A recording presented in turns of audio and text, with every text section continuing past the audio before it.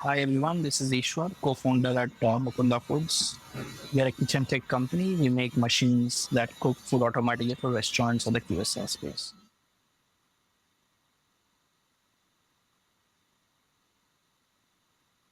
Ishwar, you've had a very long journey as a founder, starting from when you were in college itself. Give me a little bit of your background. What did your parents do? What did you decide to pursue for your graduation, and what led up to becoming an entrepreneur? Okay, so my dad used to work for a bank, a PSU bank. Because of that, we used to get transferred every now and then. So I did my schooling across maybe 7, 8 schools. And by the time I reached my college, I could speak and talk fluently 6 languages. That was a thing which Uh, sort of good. And like any other, middle class student at that time, I was like, hey, IIT karna hai, let's do IIT and then do something else. So bulk of the time between my 10th class and 12th was behind. Okay, how do I prepare for the JEE? And when I got my rank, it was not a, I had passed, but I could not get to the main list. It was something called as the extended merit list, which would still get you into some reputed things like Indian Institute of Sciences and stuff like that. But there was also something called the Petroleum University and all, but I was not interested in that kind of play, right? I still wanted to do engineering, but hence, that didn't work. And anyways, always the idea was, from childhood, the thought was IIT karo, then uh, do some kind of a business. That was some kind of a thought I always had in mind. He had to do business some point of time. But when I couldn't get into IIT, I settled down on the next best opportunity that yeah, was there for me. business. Where did that business thing come in? I mean, you knew from childhood you wanted to do business. Somehow intuitively I was like, yeah, I wanted to start my own business and do a large company and earn a lot of money. I think that was a motivation factor, that if you do your own business you can earn a lot of money. And that was the reason why I wanted to do a business. Hmm. Yeah. Okay. Okay. Yeah. So Please when continue. IIT didn't happen, I joined a college which was available for me, and but my dream kept the same: ki engineering karo, then do a business. Somewhere there was also thought ki engineering, MBA, and then business. It was IIT, IIM, and then business. So IIT didn't happen. So I was thinking, ki then why shouldn't business not happen? Matlab, it's not a thing. And yeah, so I said, I think if I will try and do an MBA. If MBA doesn't, it's not a ABC. If I can go from A to C, it is still possible, right? And I kept looking for opportunities while still in college. Yeah, is there a way to do um, business? And somehow a lot of dots got connected. Somehow things worked out, and hence a startup happened. I was lucky that it happened. मतलब I didn't wake up every day and said कि इसको ऐसे करते हैं. One thing led to the other, and I ended up starting up while in college. Just tell me how you got your start. Because you came from a middle class family, so obviously you didn't have any capital to start anything with. So, Right. how did you start? It's a very interesting backstory to it. It will take a couple of minutes for me to connect a few dots.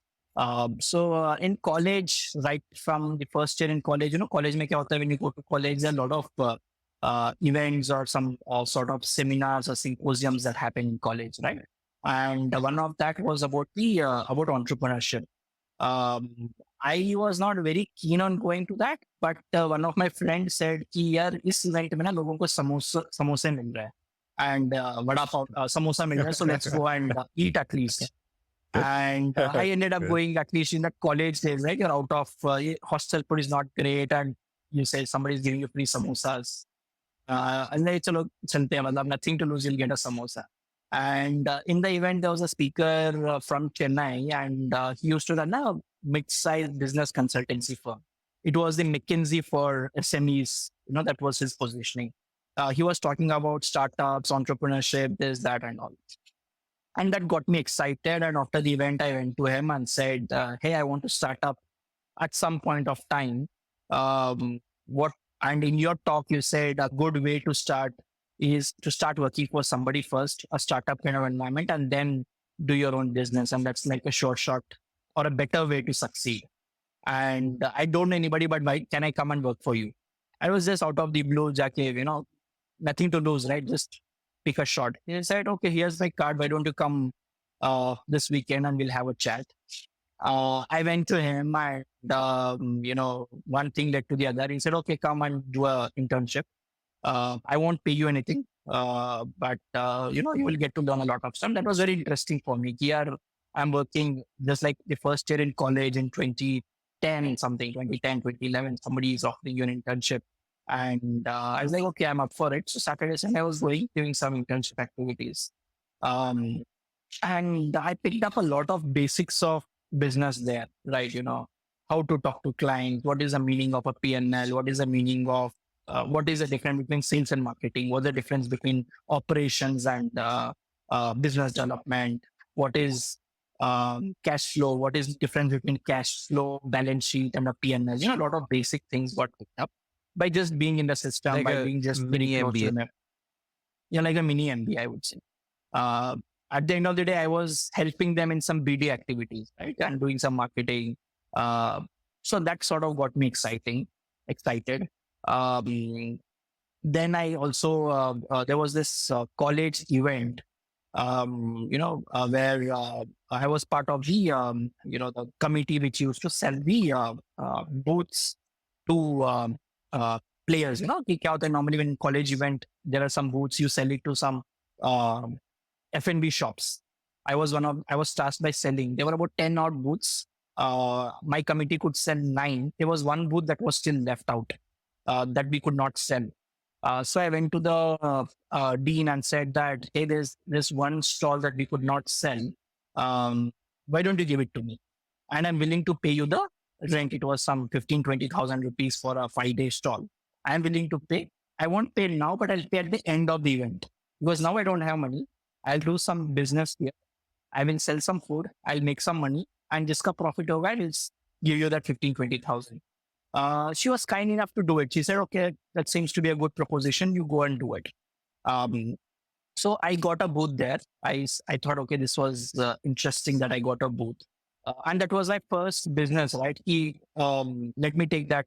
And now I did an internship. I know what to do. And there was an opportunity. I said, "Chalo, karte, let's see what happens." The whole thought was, let's sell vada pav and jaljeera. Because many people in my college were from North and West, and this college was in Chennai, where getting vada pav was not easy, right? So I said, okay, I will sell vada pav. Now me and I had another friend. We said, "Chalo yaar, dono milke karte hain, let's sell vada pav and jaljeera." Uh, Now we had a booth, but we didn't have capital. Let's, like, you need to buy ingredients, right? You need to figure out where would you get your vadas from, pav, and you need to get all that stuff. We wanted capital for the vada pav stall. We didn't have it. So what we came up with an innovative concept. We said, we went to our friends and said, hey, you want vada pav? So we have vada pav for the expo, and we are selling it now only. If you come there, it's 15 rupees, but if you book it now, it's 10 rupees. You get a 5 rupee off, but you need to buy a pack of 10. Matlab, you get 8 vada pavs and 2 jaljeeras for $100. If you come there and buy, it's 150, 200 rupees, but here you get a discount. Do you want to buy it? People were like, we will be in the expo, and 5 din hai to, and vada pav mil raha, it's a very good thing. I want the vada pav. And we were able to convince all of them to pre-book the vada pavs with us. So we printed some tokens with some kind of stamp, say that, okay, this is a vada pav coupon. And we went and sold some 50,000 rupees worth of vada pav, for which we had got the working capital. Now I went to the vendors. I said, okay, we need the vadas, we need the pav, we need the chutney, we need the papers. We had working capital because of 50,000 rupees. We came and started selling. And because there were a lot of people who had pre-booked, my stall always had a huge number of people, because there were people who were coming and giving the coupons And then what happened? Everybody thought, यार यहाँ पे तो कुछ अच्छा मिल रहा है, because crowd attracts crowd. So people came and started buying more. So instead of 15 rupees, I went from 15 rupees, 20 rupees because there are a lot of people. There was less supply with me and more demand. And I was able to really outsell every day. Matlab, by evening 6 o'clock, all my stocks used to get exhausted. I had a premium. And in the 5 days, we made a lot of money. And that was my first taste of success. We paid the college, and me and my friend had money to take out. So I don't remember how much profit, but it was decent enough profit. I think 60, 70,000 rupees as a profit we made after paying everything. So that Amazing. sort of gave me confidence that, uh, yeah, I can do business. It had its own difficulties, but it gave me confidence that I can do business, and I don't have to wait for college to get over. I don't have to wait for an MBA to happen. I can do business was that whole confidence that helped me start while in college. So you got like a fairly good amount of profit from that one 5-day event. Then how did it become a business, from a 5-day event to running a business? So I learned a lot of things in that 5 day event. That one thing was, hey, I can do business. Matlab, that full confidence that you get that I can do business. There are a lot of struggles to it. Like I didn't have capital. Nobody knew me. I didn't know a lot of things. Basically, what I learned at Ichiban, that was the company I interned with. I was telling you, right? What I learned there was more theoretical, but really putting your skin in the game was important. And somewhere the folks at Ichiban had also encouraged me that you should try something. You have nothing to lose. So I tried. It was really hard and tough, but at the end of the day, that whole feeling that I could do it was there in me. And that sort of said, now I wanted to. I had that confidence. Yes, I can do business, because once you taste blood, you want to do that again and again.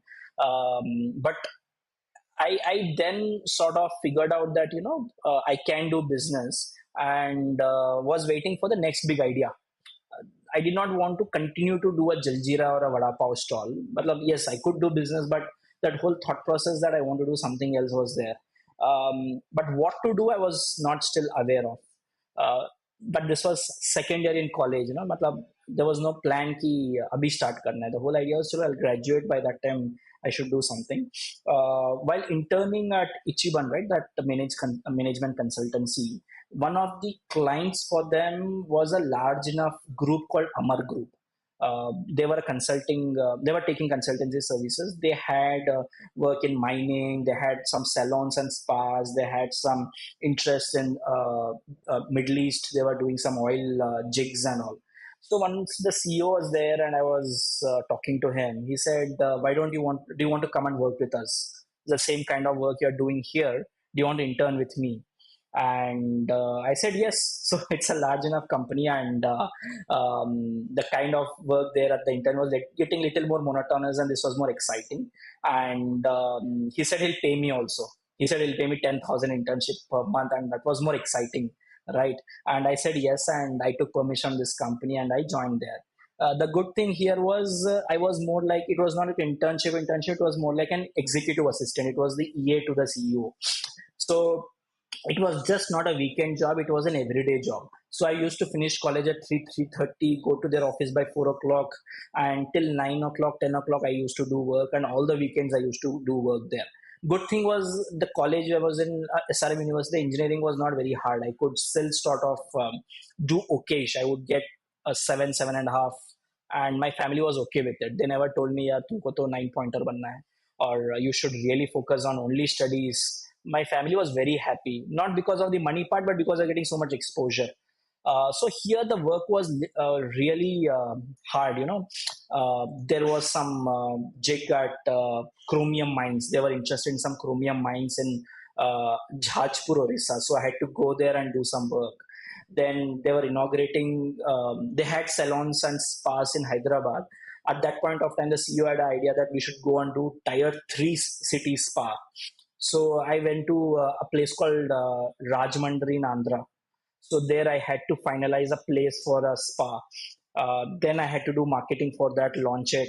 At the same time, there was a lot of emails and PPTs. He used to have meetings. I had to do PPTs. So the good thing, he did not treat me like a part-time employee. It was like an employee. Like I had college work. बीच में mail आता था कि this PPT needs editing. Somewhere in the back, I used to open my BlackBerry phone and do editing and send it to Wow. him.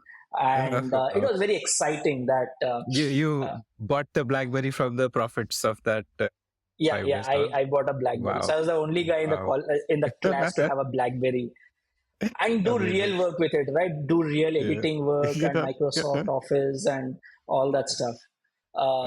So that was very exciting time. I did that for 1.5 year. The whole of summer holidays and winter holidays were spent in his office. We were going across the place. Uh, he had some interior projects in Wayanad in Kerala. So one day evening he would say, "Let's go to Kerala," and I used to go. Uh, Attendance was low, but my friends were helping me. Proxy डालते थे, and they were like ensuring my attendance was up the mark. Somebody was helping me with Wow. project work. Just before the exam, I used to sort of, what happens in engineering, right? You learn the last day and finish. So somehow I was getting my grades also done. I used to get money, and because I was with the CEO, I used to go to all fancy restaurants for meetings. So I used to really enjoy it. It was a blast. I enjoyed it a lot for 1.5 years, but then I said, yeah, this is good, but this is not mine, right? I could continue to do this. I used to get from 10,000, I went to 20, 25,000 as a stipend. Yeah, but for a college student, it is huge money, Yeah, yeah. It is right? absolutely. Yeah. And this was in 2012. Hostel fees paid for, everything paid for, still 25,000 in the account. Used to do air trips. Matlab, I used to go to other places by a flight, and but then I Yeah. said, "Yaar, this is not exciting. It is good. I'm enjoying it. And I would have definitely a guaranteed job after college with him. But this is not mine. And this was in third year college. But I wanted to do something of mine. Then, because I used to go to all these restaurants, I used to go to McD, Domino's, and all. I saw that QSR chains by default was serving global food. Nobody was selling Indian food. Indian food was like 10 outlet, 20 outlet chain. There was no brand that was out there doing global Indian food at scale. And I said, hey, there's a big opportunity. And sort of that whole Vada Pav story sort of kicked into me. Why don't I build the McDonald's of Indian food? That's when I said, okay, let me do it. It sounds very exciting. So I went to him. I said, I'm quitting. I want to do something in the F&B space.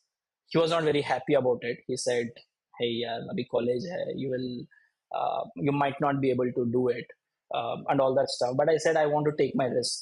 It's fine. This is not a problem, but it was a big risk. Matlab, quitting what I had and going all in. I took that risk any which ways. I studied McDonald's very closely. I read a book called The Golden Arches by Ray Kroc. This was the founder of McDonald's who had written. I studied a lot of other books in this space and all, and I said, okay, let's build the McDonald's for Indian food. So I had a friend who had by the McDonald's book, I knew that location is going to be very, very important. So the first McDonald's eventually came in Chennai at a place called Skywalk in Nungambakam. I said, I'm just going to get a space just opposite McDonald's because they have, of course, done all the hard work. So I'm just going to not do that hard work. And I had found a guy in college and who had a space. I said, I'm going to rent it out. I can't pay advance, but I'll pay your profit share and all. He all made like I was good in convincing him. He said, "Okay, I'll give you the space." And then I figured out somebody who could give me the batter. Like the menu was idlis, dosas, vada, and coffee. Just four items on the menu. I read in the McD book that he said something called KISS, keep it simple, stupid. Right. So I said, okay, my menu is going to be just four items. McD sells burgers, fries, juice. I'm going to sell idli, dosa, and coffee. So I just was just copying it. Got the same space. I named the location Mukunda Foods. The reason why I named it was in Chennai. I saw all the restaurants were God's names: Sarvana Bhavan, Krishna Bhavan, Murugan Bhavan, and all. I said, if it's not God's name, people will not come in. So Mukunda Foods रखते हैं इसका नाम, Uh, and that's how I Mukunda named the is outlet. Krishna, which? Okay, so Krishna. avatar of Uh, Krishna. Okay, it is Krishna's other name.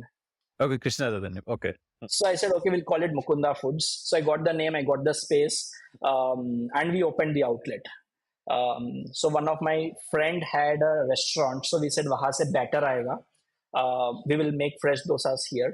And it was a nice place, bright lights, large screens, nicely dressed staff. The whole vibe of a McD was recreated here. Stand and eat, come, you get food very quickly, you get out very fast. Good menu. I still remember that at 40 rupees, we had a combo where you get two idlis, one vada, one coffee, and one dosa, mini dosa. So it was a steal. Matlab 40-50 rupees, you used to get that whole breakfast, and yeah. people were queuing up. We were able to do good business. And that's when I said, hey, we have nailed it. We have a product, we have done, it's my business, it's my place, and now I'm going to just expand. How much And money were you making in the first outlet? so we didn't lose money. So Mm. all the savings I had from internship, I put it here. And my dad also gave me some money.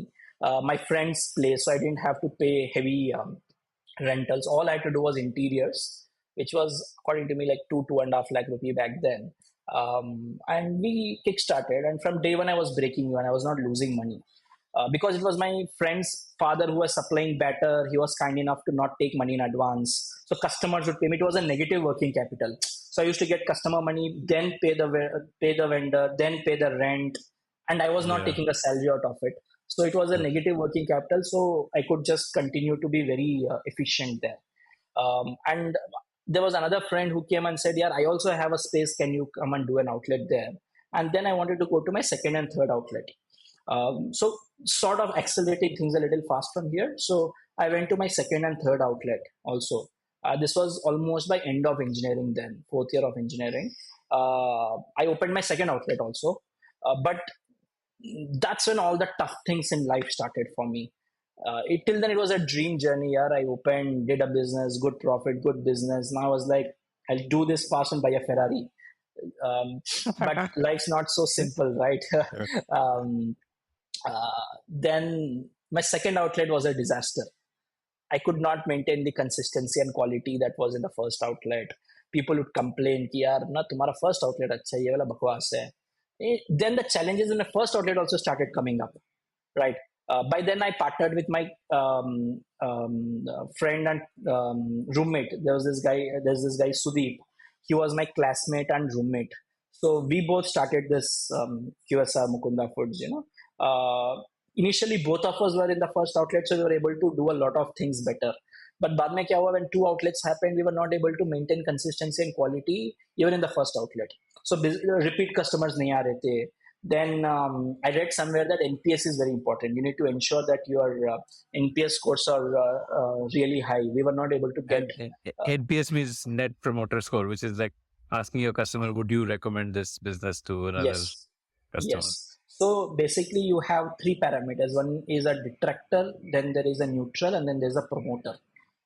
If you get a score of 9 and 10, only it's a promoter score on 10. Anything 7 and 8 is detractor, 1 to 6 is 7 and 8 is neutral, 1 to 6 is detractor. I was horrified to see so many detractors. No recommendation, repeat business nahi ho raha tha, and it was very sad for me. You And basically figured out that managing it needs personal attention. And if your personal attention is split, then it is not the consistency of quality goes down, basically. correct. And then it becomes a lifestyle business. Then I'm doing only one outlet. I'm not doing multiple outlets. Then I'm not earning money. That means my Ferrari would not come, right? So, and me and Sudeep were like, yaar, kuch karna padega. This is not happening. This is like a brick wall we attended, and we're not able to move. Matlab, we really persevered hard. We couldn't really get consistency, because what happens in food, Akshay, is your customer is coming every day, or whenever your customer comes, you need to ensure that same consistency quality should be there. Like if you're selling a dosa to somebody in Chennai, your dosa should be damn good. It should be crispy on the outside, soft on the inside. That's golden hue. The dosa should smile at you, basically, right? If you're not doing that, people aren't coming to you, right? And that's where we were feeling. I'm not able to consistently give a dosa because dosa was 80% of my revenue, right? And that's when we figured out, yaar, kuch karna padega iska. I went a little deep and understood कि I don't have problems in coffee. Coffee is also made fresh. Dosa is also made fresh. But coffee में problem क्यों नहीं है? Because coffee was made through a machine and dosa was made manually. I then realized, yeah, this is the problem. I am relying on skill. I'm a people dependent company, not a process dependent company. And being an engineer, I was like, wow, I found out the problem. Till you don't find a problem, you're in frustration, but you know what to fix, then it becomes better for you because now you've put in your entire energy and effort to sort of fix it, right? So, okay, simple solution. Let's go buy a dosa machine. That simple solution didn't happen because there was nobody in the world who had a dosa machine for an outlet. And I went to everywhere, trust me. Like I went to CFTRA, which was a government Central Food Technology Research Institute. It's a government institute. I said, do you have a dosa machine? I went to all the markets, websites. I went to the professors at IIT. I said, yeah, do you have a dosa machine? Or you know somebody who has a dosa machine? There was nobody. I was thinking, wow, there's no dosa machine. I need to build it. I was an engineer, so I was like, chalo bana dete isko, right? And this was almost towards the end of my engineering, end of fourth year. I said, well, yeah, we will make a dosa machine now. So again, I went to a lot of my friends. I went to a couple of friends in mechanical. So there was a Formula One team. There was a team that used to make racing cars for college. So I said, yeah, you guys come. There was our college back then had made a satellite as well, right? So when they found out somebody who was good at embedded systems, I said, we'll make a dosa machine. So it got like a kick-ass team. Said, we're all just going to build a dosa machine. So we spent a lot of time, built a dosa machine, put it in the outlet, and was like Oh, happy. Now I have a machine that could make Chennai level quality dosas at a speed I like, at a cost I like, and everything ticks the boxes. And customer was great. Still, there was one here: will people be okay seeing a machine made dosa? But when I put it in the outlet, that was when people were happy. They were like okay with it. Here, as long as my dosa is good, they were okay with it. And word got out, and a lot of media started covering us. The Hindu put us on page one. They said, "Hey, this outlet sells dosas from a machine." Times of India covered. NDTV did a story, and Mint by the Hindustan oh, Times, they did a story. We were just all over the press. This amazing. attracted a lot of Yeah. restaurant owners calling me. They called and said, can you sell the machine to me, right? Outlet तो popular हो रहा था, but a lot of restaurant owners started calling and saying that can you sell that machine to us, because I have the same problem. मेरे पास dosa master time पे नहीं आता है, my chef doesn't come on time, my uh, the biggest reason I'm not able to go from one outlet to 10 outlets is I'm not able to make consistent food at scale. And then I figured out, hey, I have solved for something bigger. I was thinking I was a student, I was an engineering guy, not from the F&B or the food industry, and hence not able to maintain operations. But the Annapurnas of the world are coming to me and saying, yeah, I have same problem. The technology you have built, can you sell it to me? And that was, I think initially I was resisting to it. Uh, so people used to call me because they saw this story on the press and TV and everybody, and they used to call, can you sell the machine? Initially I was saying no, no, no, mera competition will have a machine. One day there was this guy from Rishikesh running a restaurant called Madras Cafe. He called me and said, sir, I want this dosa machine. I just to put him off, I was not in a good mood maybe. I said, yeah, it's there, but it's 2 lakh rupees. He said, okay, send me your bank account details. I just sent it to him. 1 hour later, he calls and said, sir, ho Wow. gaya transfer. I was like, what are you saying? You sent me 2 lakh. Oh, And he had put in that 2 lakh rupees. I was like, shit, man, this is real. Matlab, back then, a good business day would be 20,000 rupees for me. And here somebody had sent me 2 lakh and calling me ki machine ka hai. I was like, yeah, this is a bigger oh, wow. business. So let's go and really build this out. And then whoever called, I said 2 lakh rupee machine. People would negotiate, nine, I'll give for 1.5 lakh. I was like, seriously? Somebody willing to put that amount of money? By the way, the machine, I didn't even know what's the cost of the machine back then. right? Then I went to then I graduated by then, and then I realized let's become a kitchen tech company, help everybody become a McDonald's, help restaurants, outlets, QSRs, F&B industry take my technology and be faster by making dosas. So I graduated in 2014. I then moved to Bangalore, raised some capital from Indian Angel Networks. We registered, so I had registered the company back in college itself, so that was not a challenge. I was very confident that this is going to be my future. Mukunda Foods Private Limited. The registered address was DOM. So I don't know if college had an issue, but I just gone and registered. Nobody tell. Now we have moved it out to somewhere else. We have moved it to our current office, but then it was fine. Yeah. So we raised capital from Indian Angel And there Network. were Moved two to co-founders. yeah, me and Sudeep. Two co-founders. You and yours. Okay. Yeah, so both of us had not taken a job. How did you figure out that you need to raise funds? This was because of your Ichiban consulting experience. You knew that you have to raise funds first. So I knew that, okay, to build, because I had figured out that this will be a technology play and not a QSR play. I figured out some point I need to raise capital. I can't, I think 2013 Flipkart was all out there. They had done a $10 million round or something from Excel, and funding was a thing. And I was going to all these competitions, right? That business plan competitions. At one of the competition, there was this Indian Angel Network was the thing, and they said whoever wins gets a chance to pitch to the Indian Angel Network.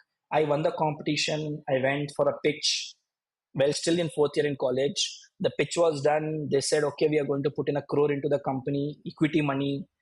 At the end of when they were giving a term sheet, they realized I was in college. So they were like, yeah, you graduate. There was a term in my term sheet that said, if you don't take up a job at the end of your engineering, this term sheet is valid. So before I graduated, I had technically 1 crore, raised 1 crore because term sheet is sort of good. And my dad was like scared. He said, yeah, there is no way on earth somebody will pay you 1 crore. He's a banker, right? Like he was asking, what collateral? I said, no collateral. He said, should you repay the money? I said, no, I don't have to repay the money.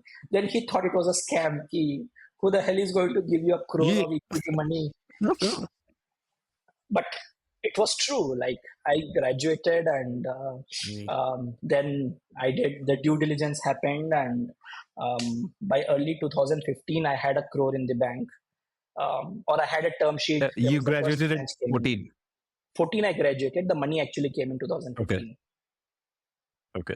And your pitch to Indian Angels was for the QSR or for building machines? Kitchen tech? It was kitchen tech. I said that we will do both, but people. So another interesting fact: when I went for the pitch, I didn't know who people were in the room. There were a bunch of people wearing suits and all fancy suits and all. At the end, when I spoke to them, I realized Mr. Munjal was in the room. He was the founder of. He was Sunil Khan Munjal from the Hero Group was there. Ajay Chaudhary was there, HCL ka CEO. Ajay Kaul was there, who was the Domino CEO back then. They all figured out this is a very good business to put in money. And then I got scared. My God, these were the people in the room. And I was so confidently speaking so many things. I was speaking about India growth story. I was speaking about a ton of things. And I would not maybe do if I knew who was there. I was really scared. But, that was good. So I had money. I had a business plan. I knew that we need tech. I had a co-founder. So a few things ticked. So from 2013 to 2015 was a really bad time because I realized that I could not scale the business, spent a lot of time to get my product, and then raised capital. So it went up, came down, and finally I raised capital. I moved to Bangalore because back then Chennai had a lot of power cuts. There were 16-hour power cuts a day, and I realized, yeah, aisa nahi ho payega. How can you run 16-hour power cuts? So moved to Bangalore, started. Then it occurred to me that till in college it was fine. If you failed also, it was a student hai, fail ho gaya, theek hai. But now you had capital, you had people believe in you, you had a team. I started doing my first hires. uh, then it became really serious. Money in the bank or was not exciting, but we had to really go and sell to customers, build a real sales team, build a real manufacturing team, build a real service network. Things started becoming very real then. So the next biggest issue I had was, okay, as a story I was able to sell. We will sell these machines. I have a couple of customers. Proof of concept is good, but to take a proof of concept and really build a business out of it was not easy, because there was no hardware company in India that you could look up to. There was no set business model. There's a lot of SaaS and e-commerce play that was out there, but there was nobody to look up to who had designed hardware technology in India, who had built in India. There were a lot of German, Italian stories. Like you had Vespa, you had the Ferrari, you had a lot of those things, but nobody in India to look up to. So I couldn't go to people and say, I'm stuck here. So there was a lot of self-learning to do. There's a lot of failure that happened. How do you hire a team? Because if you went and hired somebody in design and thing, they would say, what should I copy? Literally. Because that's what Indian hardware companies were doing, right? I was like, you don't have to copy, you have to build this machine. It's like clueless. How do I build it? I said, okay, this is not interesting. So we need to get a different set of people who thought like who thought about this like a college project. Okay, there's nothing to copy. You need to design a machine that could make dosas, that are customizable, and this machine works anywhere with any kind of batter. That was the case, and there was no machine anywhere, and it should make that very crisp, authentic dosa.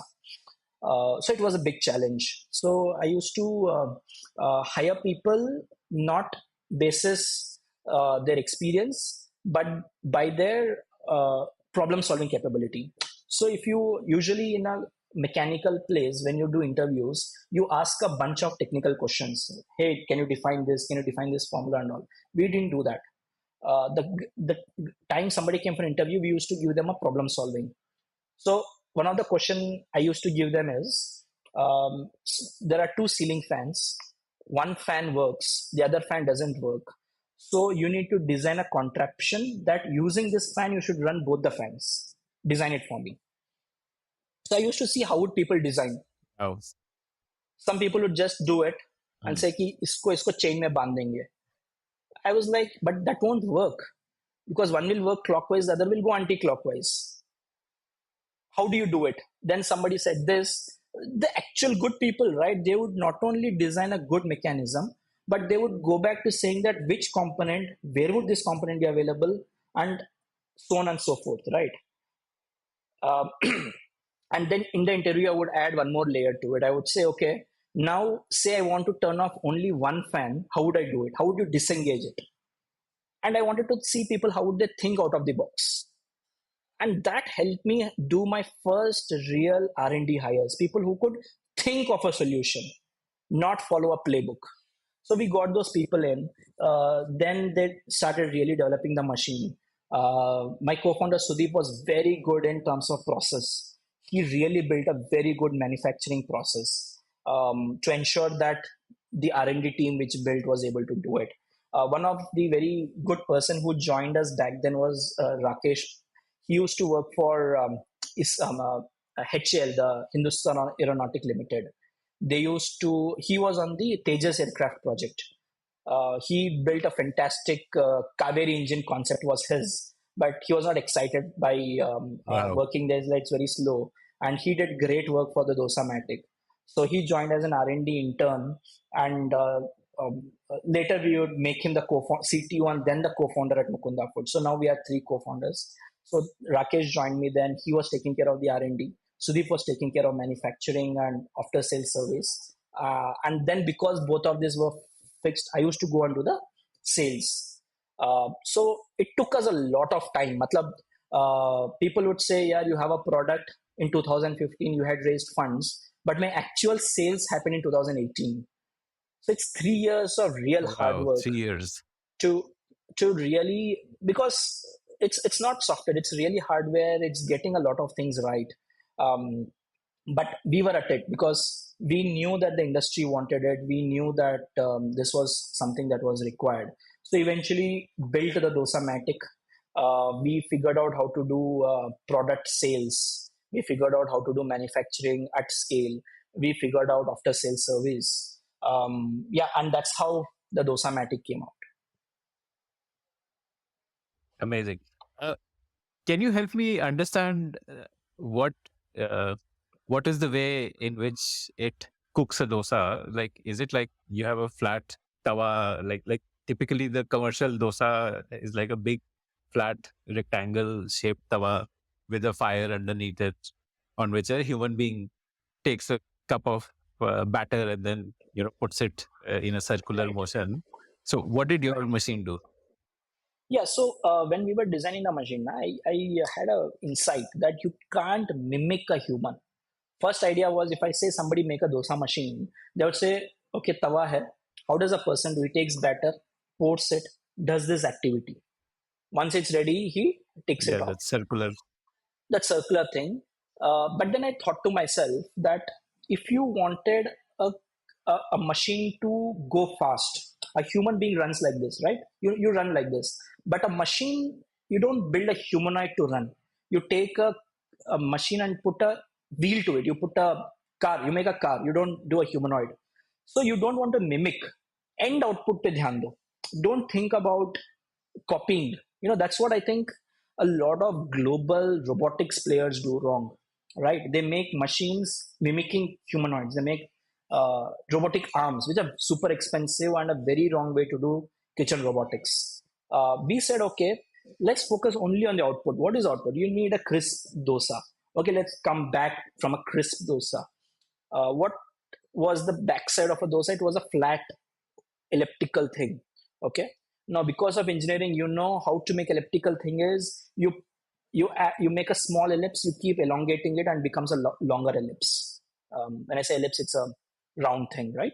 So we if you look at Dosa-matic, you can go to our website mukundafoods.com and see Dosa-matic. So what we did was, we made a machine.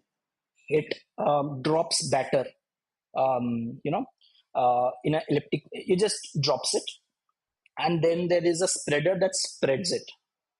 So you do a small round, but when you spread a small round, it becomes a large round. And once the thing is spread, there is system that there is peristaltic pump. It's a pump that sprays oil on the dosa, and then the dosa cooks and it peels it off. Now the whole intelligence comes into play. Okay, what's the amount of batter? Depending on the amount of batter, the cooking time changes. Depending on the cooking time, the temperature and the things change. Depending on the size of the batter, the oil changes. So everything is algorithmic, right? So what we did was, we sat with our chef and we said, okay, yaar apna bada dosa banao. You make a small dosa, you make a thin dosa, crisp dosa. We kept seeing what and all changes he did. So for a long dosa, the amount of cooking time was 65 seconds. For a small dosa, it was 50 seconds. Okay, we programmed that. Okay, when does he add oil? When does he do? So we made that and we sort of extrapolated all that stuff. So all that intelligence went into the machine. Okay, now this, that, and all. So sort of that gave you a machine that you just go press a button, the machine drops the batter, spreads it, adds oil, cooks it. Once it's ready, it peels it and gives it on your table. And it also cleans the pan automatically. There's no jhadu or anything. There's a very strong spray of water jet that sort of cleans the pan. And the spreading is like through the way you have windshield wipers or something like that Yeah, is yeah, spreading yeah, the batter exactly, exactly, into. exactly. Okay. Okay. Interesting. Um, I am yet to see a dosa-matic in real life. Uh, Okay. why is that? Is it that it's mostly used for cloud kitchens and not So like, not really. Our machines are not only for cloud. Uh, so there are more than 3,000 machines out there. It's just that you're eating, you might have eaten a lot of dosas from our machine. It's just you don't know that it's from our machine. If you are going to an Adigas in Bangalore, or an Adiyar Ananda Bhavan, or an Annapurna in Coimbatore, Kamath करके एक brand है West में. All of them are, even PVR today in Delhi, if you go, they sell dosas from Dosa-matic. It's just you're eating, you don't know, right? So now, going Okay. to the Okay. larger story, that what we found success with Dosamatic. So to cut a long story short, and then we could, whatever details you want, we could go into that. Is we have now become a full blown kitchen robotics company. Dosamatic was the stepping stone. Okay, we can make a machine that makes dosas consistently and customers are happy. So today we have automated about 90-95% of global cuisine. We have an automatic biryani machine. We have an automatic Indian gravies. We have done Chinese automatically, parathas, burgers, sandwiches, pizzas, momos, French fries, samosas. So what started as a dosamatic, step by step, now we have automated. So it's top 80% of Indian QSR brands use our machines in their outlets to cook food. And many of them, that they have gone from 0 to 1 by themselves, but they're 1 to 10 and 10 to 100 need an automation. And that's where we came in and said, okay, you want a samosa machine to make samosas, we give you. You want something for biryani, we have a machine. We have for Indian, we have for Chinese, we have for various cuisines. That's how we have automated. And uh, now I would say we are the world's largest kitchen robotics company. There's nobody who has 10,000 kitchens that have automated, and we have done it. Wow. Amazing. Amazing. Um, I want to understand some of these other products also. Like, what is the form factor for the biryani maker or the samosa maker or the momo maker? Just help me understand how they automate Sure, the sure. work. So, and before that, I'll tell you why we did that. That's again very interesting story there. So many people who bought Dosamatic came to us. I don't want to name brands here. They came to us and said that, Ishwar, what you have done with dosas is amazing. Uh, but yeah, I want a machine to make Chinese food for me. Fried rice, noodles, starters, soups is a very big category. And it's very difficult for me to scale that brand because everywhere I need a skilled master, the Chinese chef to keep doing it. Can you make a Chinese food making machine for me? I said, I can do it, but I don't have the capital, right? To put in to do the whole R&D and product development and all. But I have the capability, right? So I said, okay, you want this machine? I can build it. I don't have the capital. So I told them, okay, what you do, you invest in the R&D for this product. You put in that money. I will make it for you. I will sell this product exclusively for you for 1 year. Nobody else will have it. So you get an edge in the market. Nobody has the machine. But if I don't do the machine, I will refund you the money. That's the agreement. And this brand was fine with it. They said, seems to be it's risky, but they somehow believed in me. They said, okay, this guy has done the Wow. dosa machine, so he might do the Chinese machine. Similar agreements with other brands. There was a very large Momo chain. I'll take the name, Wow Momo. So we went to Wow Momo, Sagar, and said, Sagar Daryani was a co-founder. We said, you have a problem in frying these things. I will solve it for you. We went to a biryani player, said, I will make a biryani machine for you. So we went to the customers and made them invest in the R&D. By the way, it's not cheap. I know brands who have invested 3-4 crore rupees in R&D with me before having the first machine out. So they had a real Wow. pain problem. They invested in R&D, and it was a risk for me also because if I couldn't build that product, I would go bankrupt, right? I would not have the money to pay them. How would you pay 2 crore back, right? You spent that. So Yes. we made the customer invest in the R&D. And my team was really at it. It was a real doer. The yaar banana hai matlab banana hai. There's no way. Either banake you make a Oh, machine, but if you don't do it, you're screwed. And we took a lot of bets. We did a Chinese, we did biryani, we did parathas, we did fried food, we did momos. Within 2018 to 2020, in the 2 year span, we built 5 machines, right? And good wow. thing is because these were all really successful, the team was really at it. Matlab, we just went all out to do it. The anchor customer gave us a bulk order. They came and said 500 Chinese making machines, each cost 2.5 lakh. So they gave us that order. The Wow Momo gave us a large order. Everybody gave a large order. And once the exclusivity finished, we went all out to sell the machines because we had an anchor customer. Because we're an anchor customer, the largest one was everybody के यार वो machine तुम्हारे पास मुझे चाहिए. I said wait for a year, it's not for you. And once exclusivity ended, we started Oh, opening up the product. So with zero investment in equity, um, R&D, so we had a product. We built a large enough, maybe a large, decent enough business which could do. Now, you asked me a question: how does a machine work? Right? I'll speak about a product called Walkie, which sells very, very well for us. It makes fried rice, noodles, starters, soups, dal makhani, chicken butter masala, paneer masala, pastas, everything. Right. So in it's Indian cooking, like a kadhai, uh, exactly, automation of kadhai, basically. automation of Go on. kadai. Okay. So what we saw was kadai में क्या होता Okay. है? You put all the ingredients and then you toss it. So I did not want to toss food because then you need a robotic arm. If you toss more, the food flies out. If you toss less, it won't toss well. So my team was really thinking, ki, yaar, and this was 6 months into the project. The customer had invested a crore with us. We had still not found a solution on how to toss food. And this is a real story. Matlab, we were all sitting and brainstorming, and there was a construction happening in front of our factory, and there was a concrete mixer. You remember a concrete mixer? ऐसे घूमता रहता है. They put sand, they put this Yeah, and that, yeah, it yeah, all yeah. mixes, and after that The rocks they are, take out. yeah, yeah. One guy said, "यार हमको ना concrete machine बनाना है." That night, everybody went and made a round thing, round kadai. We put a motor on the Oh, back. We inclined it, put a heating solution, and we put some rice, and we started rotating it. Bloody, it worked. We said, okay, this is wow. 0 to 1 thinking. So if you go to mukundafoods.com and see the product Walkie, that's what it is. It is a concrete mixer that has a heater attached to it, and some of the ingredients fall automatically into it.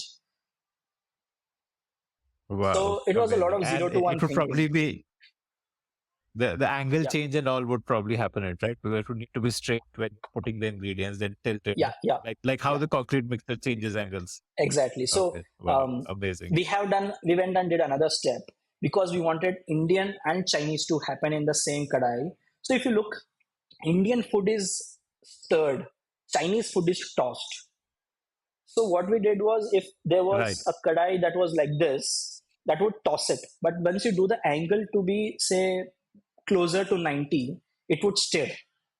So the same machine Mm, stirs, tosses, mixes, has energy, and that was like a aha moment for us.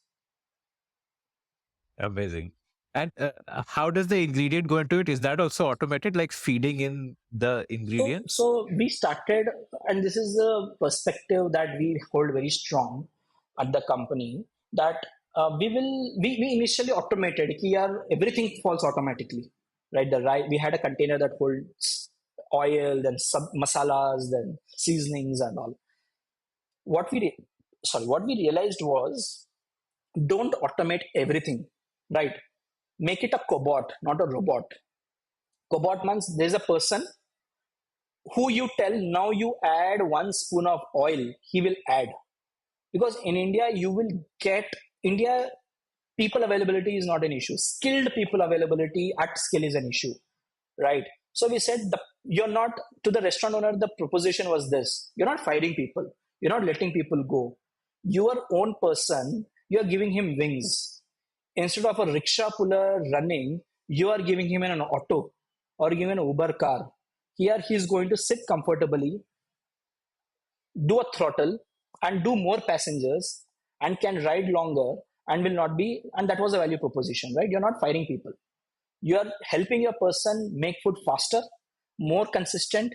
That ensures that you're able to turn faster tables, able to maintain consistency, and you expand faster. So it was a very win-win proposition.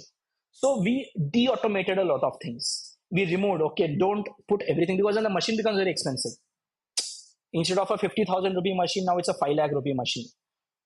and just giving you a Right. machine that removes the skill, not the person. Right. Say today, if you had a walkie with you, Akshay, and maybe you know how to cook food, but maybe you don't know how to cook red Thai curry. Right. With walkie, you can cook Chinese, Indian, Japanese, everything, because the machine. Uh, and another interesting thing, right?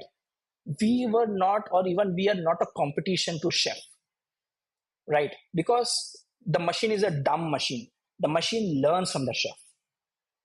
So the layer of technology which we've added today is the machine learns from the chef how to make a Thai gravy and how this chef makes a Thai gravy, and that is replicated in the machine.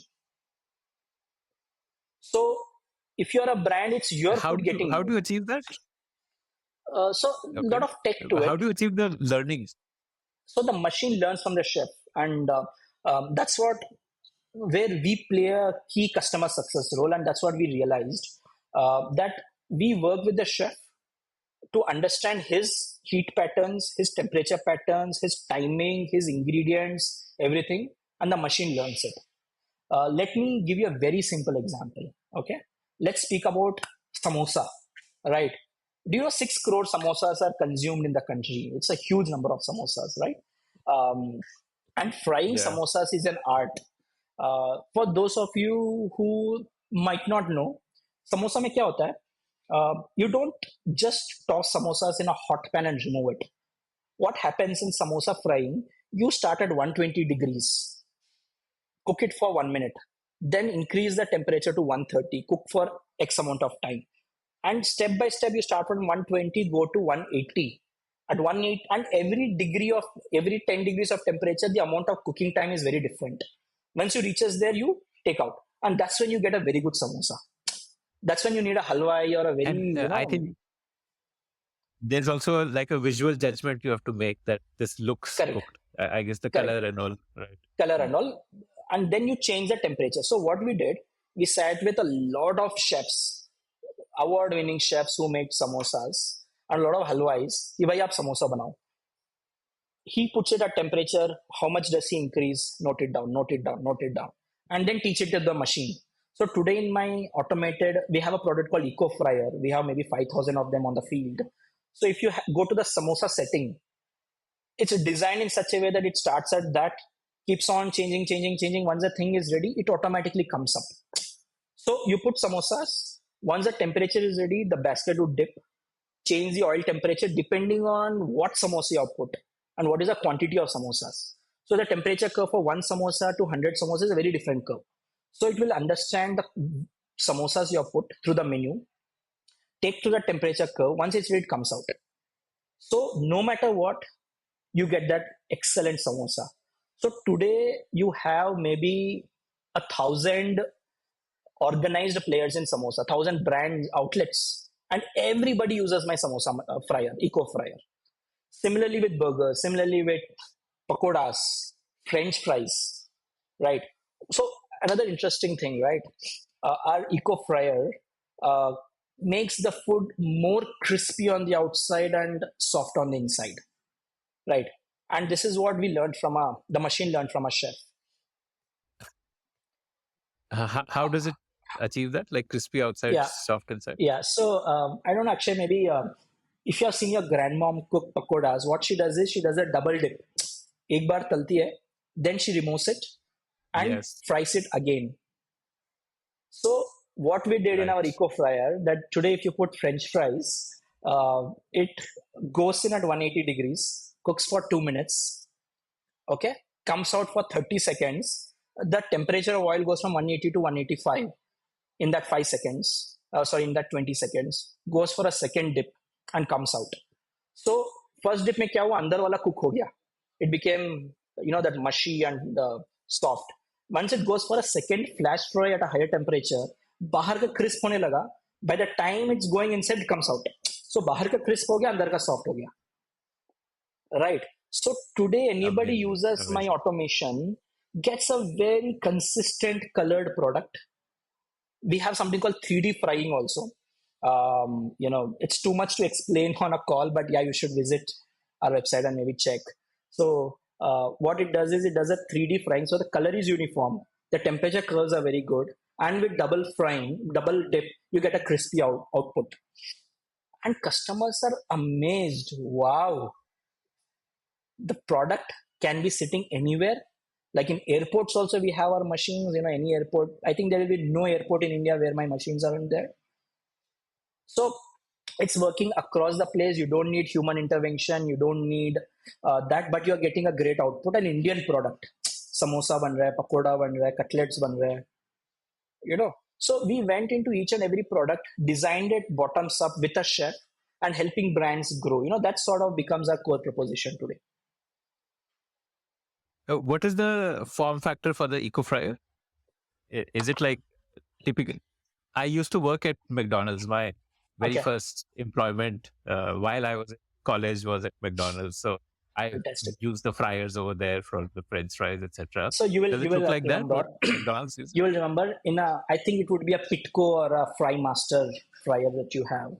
So what happens in a McD fryer? You put your food, you press a button. There's a countdown timer. Once it beeps, you go and take it out. So what we do is Yes. we have motorized that action. So the basket is always on the top. You put your fries. You press a button that this is French fries. Number of portions, two portion, three portion, four portion. Then it will ensure that the right temperature is maintained in the oil, right? Once it's maintained, it goes in, dips, cooks, comes out, goes for a second dip. Once it's ready, it comes out. So it looks like a normal fryer. The form factor looks the same, but then it has motorized basket. Then it has the whole intelligence and connectivity. So it speaks to the cloud. So tomorrow McDonald's wants to launch nuggets. Jiska cooking time, temperature profiles are very different. You don't have to go to every outlet and train people. You sit in your central office, you update the fryers, all the fryers get an update, and your chicken nuggets are live to go with a different temperature profile or whatever it is. Oh, amazing, amazing. And the oil cleaning process happens manually, or is that also automated? Like you have So to we have a just. I product mean, I called remember. Filtro. Yeah, we have a product called Okay. Filtro, which automatically filters the oil. And we have made it for Indian type of cooking, because Indian cooking is very different compared to international cooking. So maybe I think in McD you use Magnesol and filter paper, you have a filtration on it down. So here it automates. There's a product called Filtro, it just goes and filters the oil and ensures that your oil is good. So as a staff, as a McD teammate in your steps, you don't have to go running back to the fryer once you listen the beep. It will automatically come out, right? And it costs Yeah. lesser because McD in India imports fryers, right? Now, because you're buying in Right. India, you're design, develop, manufacturing India, it's a lot less cheaper with the tech, right? So I don't want to name brands, but a lot of MNC brands in India are working with us right now and using some of the machines in their kitchens. And I think in the next 4 5 years, India will be supplying to the global outlets opening rather than today India buying the equipment from US or other countries. Wow. How does the burger automation happen? Because again, since I'm from McDonald's, so Yeah, yeah, I've yeah, done all yeah. of this like burgers and all that. So how does that Today, happen? burgers, right? Today, starting from a good flippin' burger to Louis Burger to Burger Sing, Biggie's Burger, they all use our machines in burger automation. So we do a lot of work in burger. So let's break down a burger, right? You have the buns which you need to toast, which is not a very difficult thing. Then you have the patty. Either you fry it or grill it, right? So fryer to same hai, like as I told you, right, we have the automated fryer. So you put it, it will go dip, cook, Yeah, comes the comes out. eco fryer. Eco fryer. Now grilling is a big challenge. I'm sure in McDonald's, you put it, then you need to put that steam thing, put some water, and then flip it and all. So we have done a very simple thing. Okay, we said and we took two pans, one on the bottom, one on the top, right? You put a patty or how many other patties you want. You select you're done a chicken patty. Then the top pan comes, grills it. Once it's ready, it goes up. and there's a lever that pushes it out. So you get grilled patties So twice faster. no need to flip. No need Yeah. to flip and no need to stand in front of it. It's exactly to that Right. temperature, to that degree, and that pressure. So because you've been at burgers, initially the pressure is different, at the end the pressure is different. So what the thing does, it has a pressure sensor in it. Initially it comes and presses it a lot, then it opens, then it comes and just touches it. There are some brands in India who do galauti kebab in our machine. Like ITC has cloud Wow. kitchens. Their galauti kebab, it's a very, people who have eaten, it's a very soft, very delicate product. So our machines help them cook Yes. galauti kebabs. In Mumbai, there's a brand called HOB, House of Biryani. They make some of the best biryani in the country, right? They use my biryani machine. The galauti kebabs are cooked out. Tibbs Frankie, very famous The Frankie brand, they biryani use our machine machines. is the walkie only. No, no, no. So it's a product called People use Rico, walkie for RICO. biryani. No, no, no. So biryani में दम Okay. लगाना रहता है. So Wokki doesn't do dum. So we have a product called Rico, which Mm. makes biryani for you. Many How does it work? 500 What's the form brands do it. factor? Okay, so it looks like a cylinder, right? Cooking biryani needs three types of heat. I think people in the F&B industry, or if you've cooked biryani, you'll understand. Initially, you boil rice, right? Then you cook it with protein or meat or vegetables, and then you do the dum. So you need dry heat, you need the wet heat, then you need the dry heat, then you need steaming. So we built a machine called Rico where you just put the rice. Initially, it automatically takes the water. The core ingredient in a biryani is the rice. You need to get your rice really right. It should be fluffy. It should not be soggy. At the same time, it should not be al dente or undercooked. So the proportion of rice and water is very important. The amount of time you cook is very important. So you put the rice initially, it measures the quantity of rice, takes the water automatically, Rice, cooks it. like soaked rice? Soaked rice Just or put raw just rice. Just put rice? raw rice. Okay. Just put raw Okay. rice. The machine will automatically take the water. It would cook the rice to 60% first, right? And then it beeps. Then you add your meat. You do the layering or whatever it is, you meat or veggies or not, jo bhi dalna hai dal do. Then you press OK. Then the dumbing process starts, right? Dum mein kya hota hai, like if you know the typical way of making biryani, right? It's on coal and coal on bottom and coal on all the sides. It's a 5-dimensional cooking. 1, 2, 3, 4, and on the bottom. So Okay. we designed our machine as a double layered Okay. cooking. So heat is just not on the bottom; it's across the surface, fluid heating. So and it's dry heat. So it does the dry heat. Right at the end, there is an. If you see Rico, there is a small extension that comes that does the dum. Right. So then you cook your What is biryani. dum? Like So dum is you press it basically down and no dum. compress. It's basically giving some charcoal flavor. Okay. So there is a container where Uh, you can put uh, some um, charcoal and it sort of dums it. So basically, what okay. dum is, Okay. Okay. it creates an environment and it needs to be closed, vacuum sealed. Heat should not escape, right? And at a low temperature, it cooks for 20-30 minutes. So what happens is if a rice is like this, it stands up because of the slow heat hota hai, and that whole flavor transfer happens. And when you Okay. smell that biryani, that's the dum you are Okay. smelling. That happens in Rico. Mm. So Okay. initial biryani Okay. machine we Okay. built na, तो सब Amazing. कुछ automated था. Rice would come automatically. The layering was automatic. There was a robotic arm. There was a stirrer that comes and stirs and all. It was a 15 lakh rupee machine, and nobody bought it. Wow. Now the biryani machine we Okay. have Okay. called Rico, it's just 75,000 rupees, and everybody is in love with it. Wow. Okay. Which again is the philosophy of a cobot rather than a robot. Cobot, yeah, Like, yeah, mm, amazing. Amazing. Okay. yeah. How did you learn to sell? How did I learn to sell? Okay. Because you were leading sales yourself, right? Yeah. Yeah, I still lead it. So Right. Right. I think uh, The main thing about selling, right, is you should not sell. You need to, I think the important thing is you need to be a solution provider and not a salesperson. I think every sales philosophy says that you need to be so good, you need to be pleasing, your tonality, this, that, and all. I would say that's all rubbish. Make a product which a customer likes or wants, and you position it, people will buy it. You will need to do extraordinary sales activity if you have something stupid to sell, which people don't want. And this is something which I always Okay. tell my R&D team, right?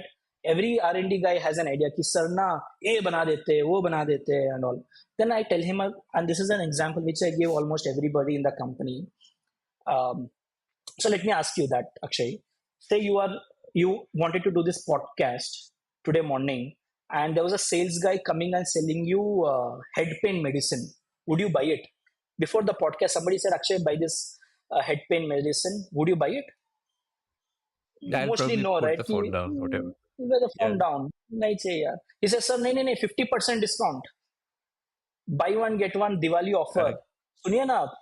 ले अरे नहीं चाहिए यार. I have a thing. Just shut it down. Right. But Yeah. but say you have a head pain and there's a guy calling you, sir, I have a head pain medicine delivered to you in 5 minutes. Do you want it? What would you say? Yeah, because you need it at that time. You need it. But sir, 50% extra because Diwali I have to work. You would still want it. Yeah. Now, Yeah. is it the sales skill or is it he bringing you a product that you want? Right. And that's the beauty of sales. Sales is not about selling something which people don't want. Sales is about trying and understanding that, hey, do you really have a problem? And if you have a problem, I have a solution for you.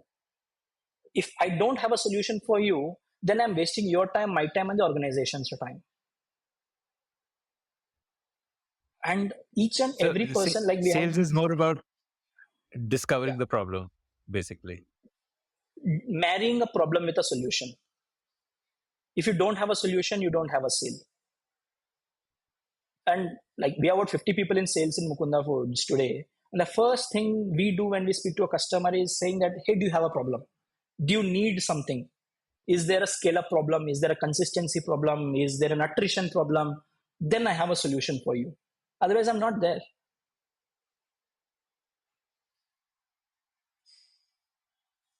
So basically, depending on your understanding of the problem, you're able to tailor a solution and say, okay, these Correct, two products will solve your problem. And, Mm, correct, correct. okay, okay, okay, interesting. It's not calling and saying, sir, मेरे पास 50 What? product है, ये है, A, B, C, D and all. It's about first understanding the customer and then pitching.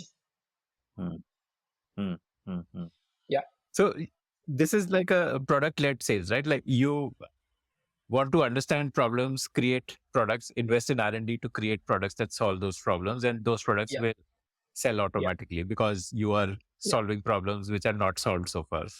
Exactly. And trust me, everybody says, Ishwar, kitchen robotics India में नहीं बिकेगा, only US. US is the market.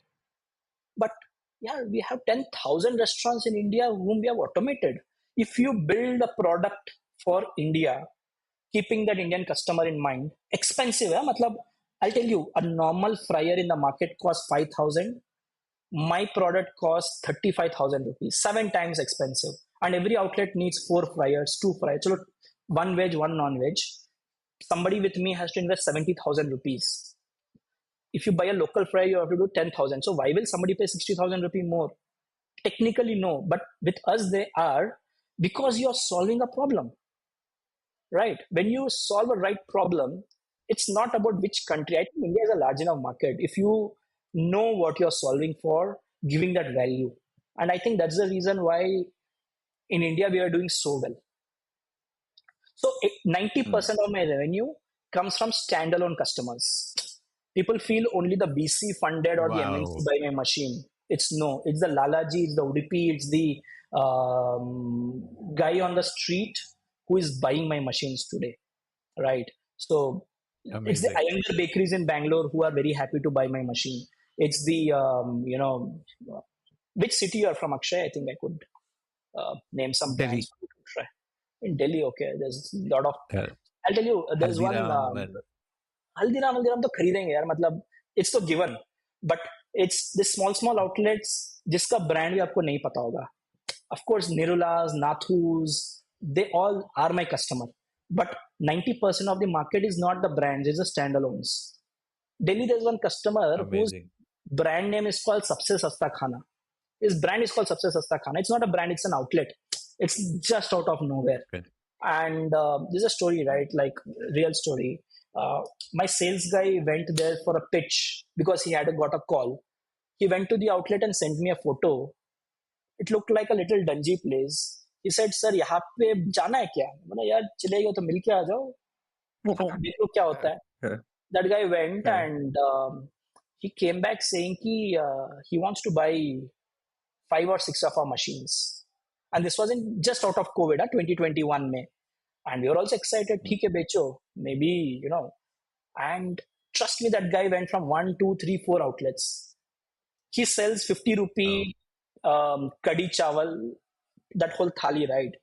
Oh. So he bought a Rico, like the office to make lunch. the office lunch thing, and also, you know, normal 50 rupee, 60 rupee kind of a lower kind of a price point. And then we realized, hey, wow, that's where we are able to create an impact. And he didn't mind spending 40,000-50,000 rupees on the fryer and 75,000 rupees on the Rico and all that, because he saw real value out of it. It's very easy to come and say, Amazing, these are the, amazing. जैसे Daryaganj in Delhi uses my machine, or Burkos uses my machine, Haldiram, Bikaner wala, यार वो सब तो use करेंगे because it's PMF first. But market is 90%. The belly of the market in India is the value customer, right? The Momo, that Dolma auntie Momo, you might have heard, right? Who was on Shark Tank also, right? Yeah, Dalma is She uses our machines iconic. to fry Yeah, our momos, to steam our momos. Oh, Yeah. wow, amazing. What kind of revenue do you do? Like, what this year? How much revenue will you do? Yeah, we should be a 50 crore run rate company. Amazing. Like this year, you'll end at 50. And this is all domestic sales. 95%, I would say. We still do export, but it's 5%. It's not very focused. A lot of inbound that people call and say, then we ship it. And this would be like Indian restaurants or Indian entrepreneurs outside who Mostly yes. Mostly yes. Okay. But do you have like a export? Because, you know, if you want to go from 50 crores to 500 crores, I'm guessing a large part of that revenue would be exports. Actually, no. Let me, and that's what I thought for a long while. Let's look at data, right? Just let's look at Zomato data. Zomato says that quarterly about 25,000 new restaurants are added on their platform. These are not brands, these are 25,000 locations that get added. That's about 1 lakh restaurants a year. Each restaurant's capex is about 10 to 15 lakh, right? It's a 15,000 crore market today of new restaurants coming. 15,000 crore. Yes. Right. Wow. Maybe in that, and that's just on the Zomato. Huh? There are many caterers coming, many QSRs that are not on Zomato, many things in IT parks, many canteens which are not there on Zomato. Many of those things are there. Hospitals mein hai, idhar udhar and all. A lot of players. It's, the market is huge. If 15,000 crore of capex is coming, that's $2 billion. If the TAM is $2 billion, why should I go outside of India, right? Just think about it. And we have just barely scratched the surface. Yes. I have a sandwich maker. Every nook and corner, people eat sandwiches. My sandwich maker is amazing. The Mapros of the world, Truffles in Bangalore, they all use my machines.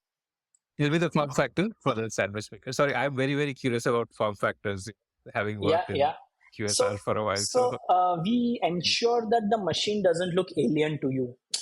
Think about you as an operator, right?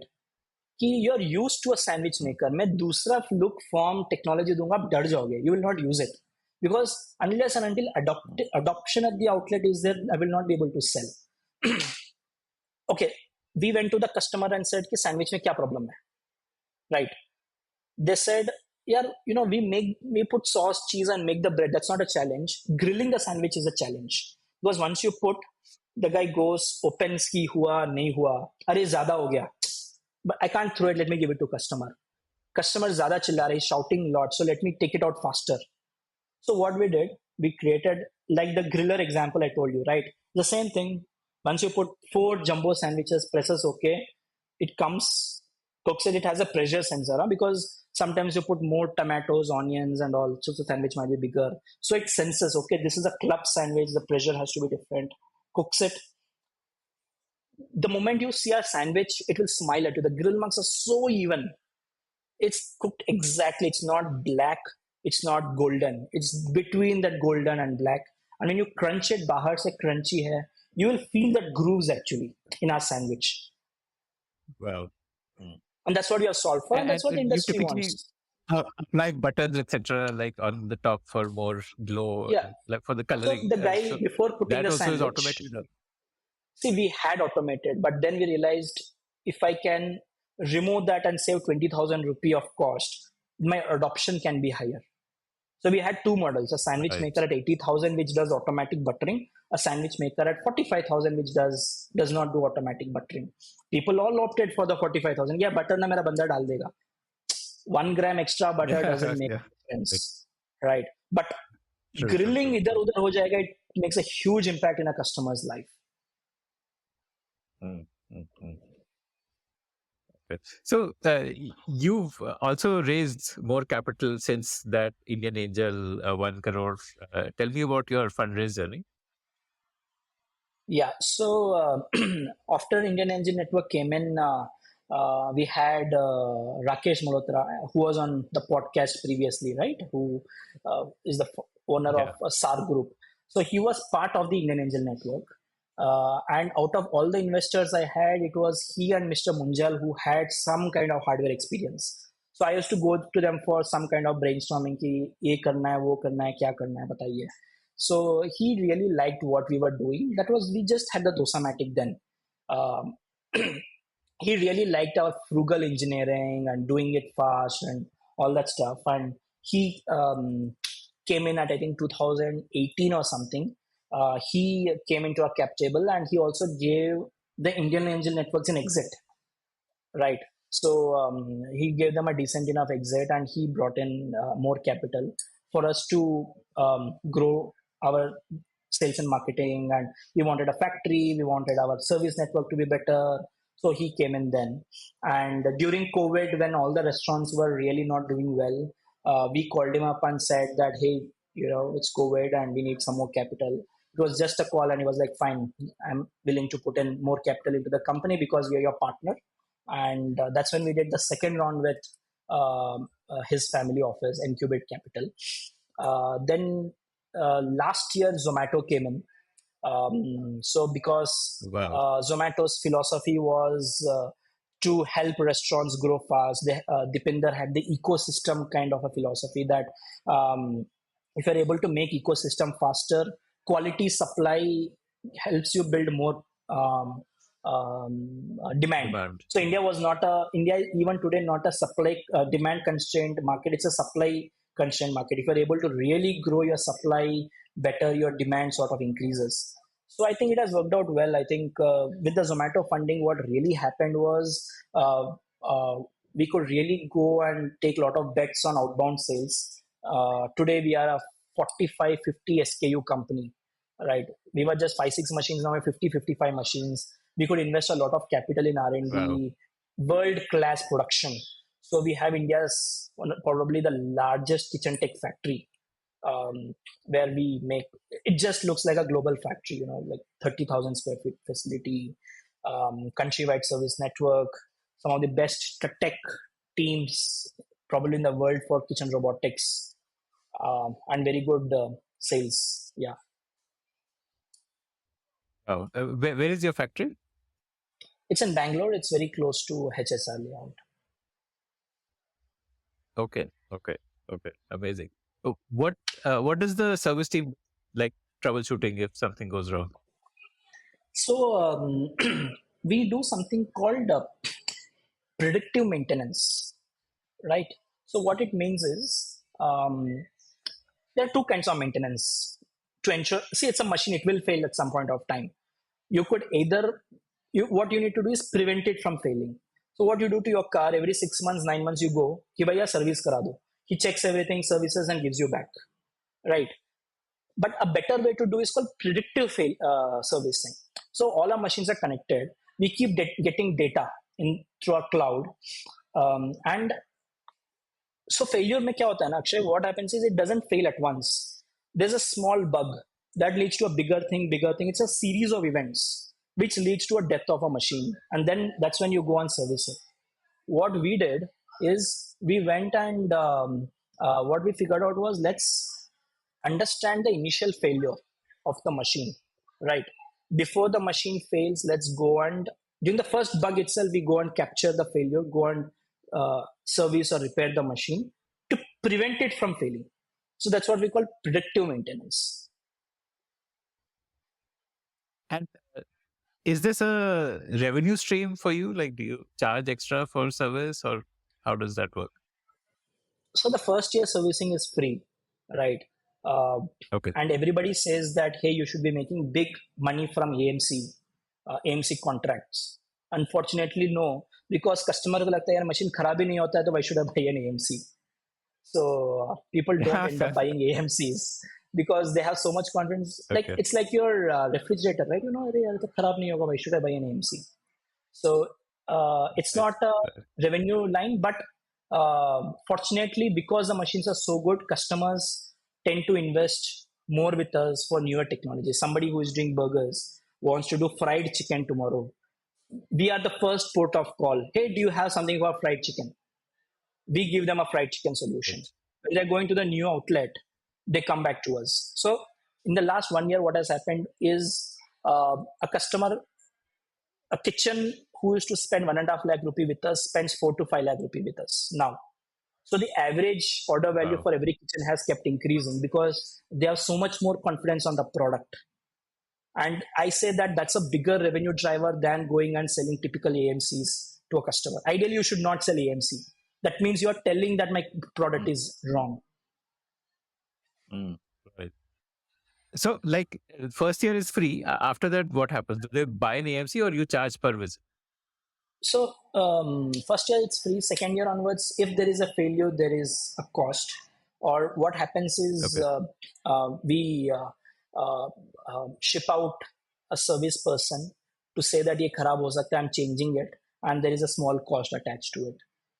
But in principle, the machine is designed for a 5-7 year life, so enough testing and all those things happen to ensure that it's done. The product also internally, we have devised a lot of metrics. Product has ratings ranging from 1 to 10. If a product is rated 10, that means we internally are certifying that 10 साल ये product खराब नहीं होगा, right? And we Okay. don't ship a product which unless and until it reaches a particular threshold. And before that, we ship it to customers. So we are a very big innovation engine at the company. We know a pain point of a customer, and initially the machines will fail, might not give the right output because it's in the very early. And we have a lot of customers who work with us very early on in the innovation cycle. I go to a customer and say, yaar, ye naya banaya hu. I'm sure it will fail every week. And there's a conversation I have. Do you want to try it? Do you want to buy it? And I have a set of customers who Wow. invest with us at that early stage. There's like, definitely. Wow. Very well knowing that every week there is going to be a failure because they want to be part Amazing. of that initial journey. And I know customers who have started with me that everyday failure ho raha hai, every day my service engineer is going, and today the machine doesn't fail for years together, and they feel that pride ki, I was part of that journey of you. And that ensures that our R&D lab to market is extremely fast. Yeah, because you're not testing in isolation. You're testing in production Correct. environment, basically. Correct. Yeah. Correct. Amazing. Amazing. Amazing. This basically you're learning in college of that stall when you told your principal that I will pay later from the revenue I make. That learning has continued till today in terms of how you invest in new product development. Yeah. Yeah. We are quite frugal, but yeah, it's expensive. R&D is expensive, is what I keep saying. Yeah. Amazing. So my last question to you, what's your advice to founders who are trying to build, like, you're building a hardware technology business. What are some of the learnings that you have had over the years of building such a business that you'd like to share? So I would say building a startup is a marathon, right? It's not a sprint. But building a hardware-led company is a double marathon. Matlab, it's going to be double that difficult if you are building in hardware. But the benefit is once you're able to build it, it's so much more difficult for anybody else to copy it that you will reap the benefits for a very, very long time. Because if you had to spend, it's people come and say, "यार बना लिया तो copy तो हो ही जाएगा." Trust me, it's not easy. I have 10,000s of machines out there in the field. Till now, nobody could copy my Dosamatic, right? People have tried. It's not I've not Wow. tried. There are Amazing. 4 5 people who have Dosamatics, but it's not easy. Unless and until they go through that grind and going through 2 to 3 years of really tough time, they will not be able to copy it. But by the time they copy it, you should be so good that you have your version 2, version 3, version 4 out there in the market. I think there's a lot of SaaS companies that have come out of India, globally very well reputed, but there are not many hardware tech companies. I'm not saying hardware only, hardware plus tech companies that have come. Few companies like Aether, Ola, they have done like real superb job, global first companies and all. And I think there is a huge opportunity to that in consumer electronics, appliances, automobile. I think and India has huge talent, so many engineering colleges out there, right? So you will get better quality people at a better price globally. And with that whole Make in India push, I think there's a lot of value to be reaped here if you are in this space. It is going to be extremely tough, but yeah, if you're able to crack it, then you will make tons of money. Yeah, I think this is the decade for hardware tech startups. Yeah, yeah. Okay, cool. Are you competing with Indian companies or global companies? Like, if a restaurant wants to buy kitchen automation, who are the options for him besides you? Uh, I think there are some emerging companies in India as well as globally who are trying to do kitchen automation, but everybody is about 5 7 years behind us. So everybody has a catching up to Wow. do right now.